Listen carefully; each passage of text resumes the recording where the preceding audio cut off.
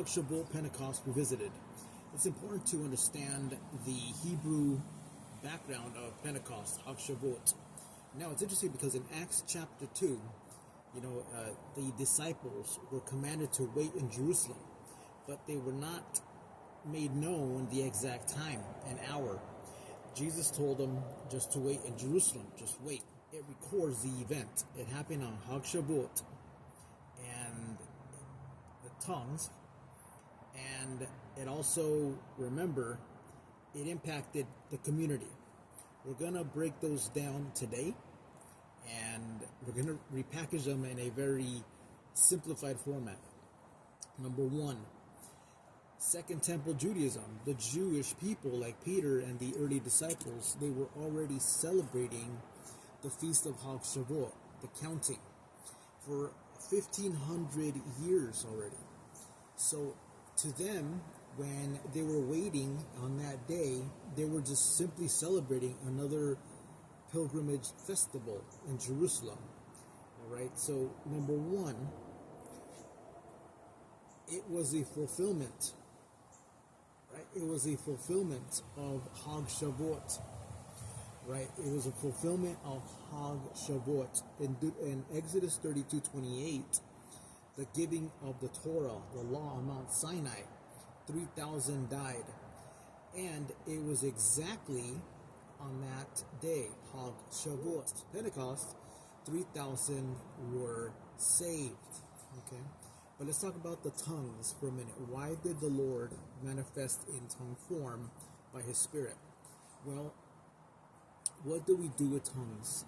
We communicate language, we taste, right? We express, because the Holy Spirit, He is going to be the prime communicator, the prime interpreter, the prime revealer of what God likes or dislikes. The Holy Spirit, He's going to communicate God in the universal language of God. What does that mean? It means that God speaks to different people in their own culture, in their own sub-norms, if you will, how they can understand God, of course, without changing God Himself, because He remains God, right? But He knows how to reach people, He knows how to talk to people in their native tongues, okay? That's the whole point. The Holy Spirit reaches people in their native tongue, in their culture, in their norms. It's actually also a fulfillment of the Torah, fulfilled in you, in me, because the Torah, according to Jeremiah 31 and Ezekiel, His Torah is written in our hearts now, not made of stone, but now of flesh.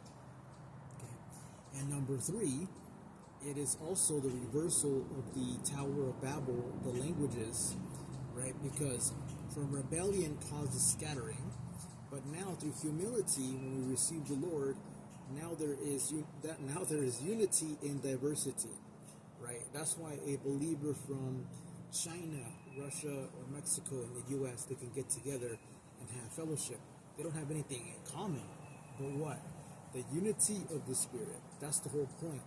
Psalm 133, it is like the precious oil that comes from the beard of Aaron, and our high priests, he pours down his oil, his Spirit, upon his priests. We're all priests according to Revelation, and we are under the priesthood of Melchizedek. Shalom.